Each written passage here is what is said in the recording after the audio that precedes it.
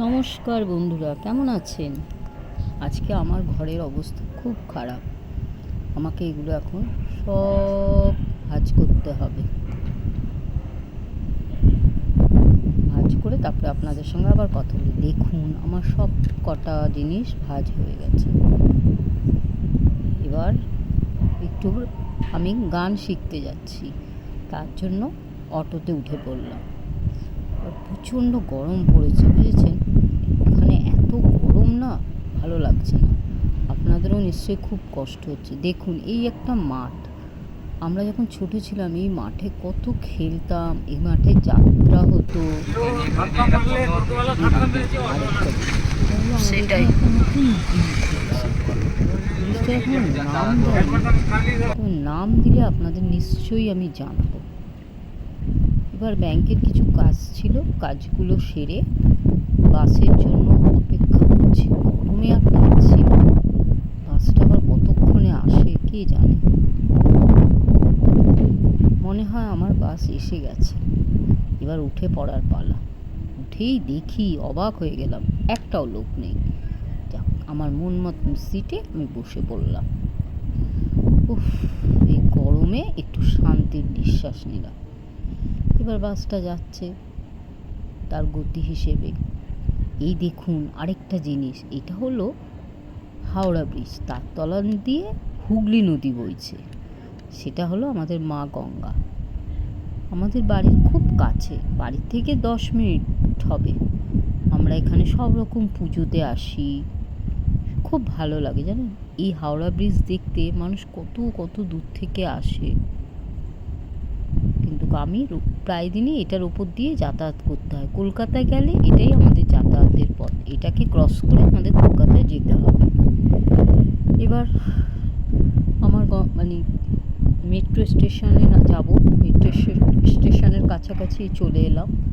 এই যে প্ল্যানেট, এখানে নামবো। এই মেট্রো স্টেশনে আমি ঢুকছি আস্তে আস্তে সিঁড়ি দিয়ে। মেট্রো স্টেশন তো সবারই জানা, সেটা একটু মাটির নিচে হয়, সিঁড়ি দিয়ে একটু নামতে হয়। নেমে তারপরে টিকিট কাটতে হবে। টিকিটের আবার লাইন পড়েছে কিনা, না যাক, টিকিটের আবার লাইন পড়ে। টিকিট কাটা হয়ে গেছে। এবার টিকিট চেকিং হবে। এখানে চেকিং করলাম, আমাকে পাস করতে দিল। টিকিট ছাড়া তো আবার পাস ঢুকতে দেবে না স্টেশনের মধ্যে। আমি ঢুকে পড়লাম স্টেশনে।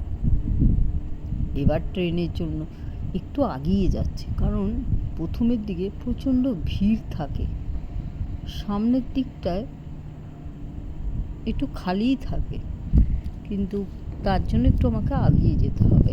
তাহলে বসবার জন্য সিটটা পাওয়া যাবে।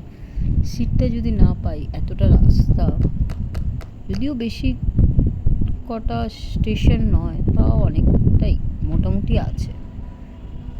দেখা যাক পাওয়া যায় নাকি সিটটা, বা ট্রেনও কখন আসে। তবে মনে হয় ওই লাইনে একটা ট্রেন দিয়েছে, অপোজিট লাইনে।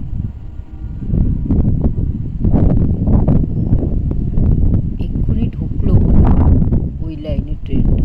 এই দেখুন, এটা দক্ষিণেশ্বর যাচ্ছে, আর আমি যাব কবি সুভাষ।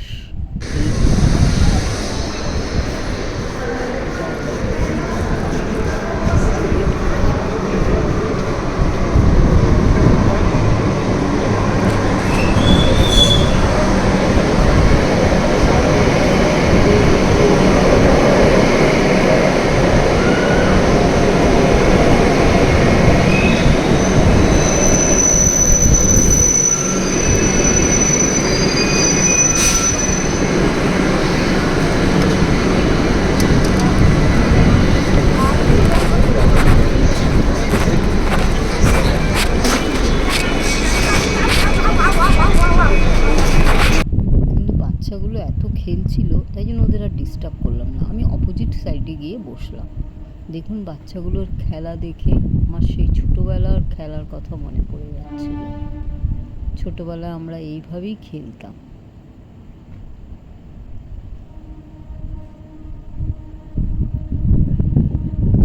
এবার আমার স্টেশনে নেমে যাব।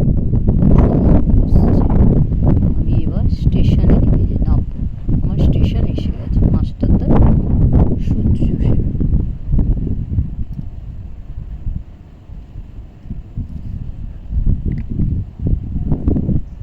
নেমে একটু সামনের দিকে এগিয়ে যেতে হবে, সামনে এক্সিলেটার ওইটা দিয়ে নিচে নেমে যাওয়া যাবে।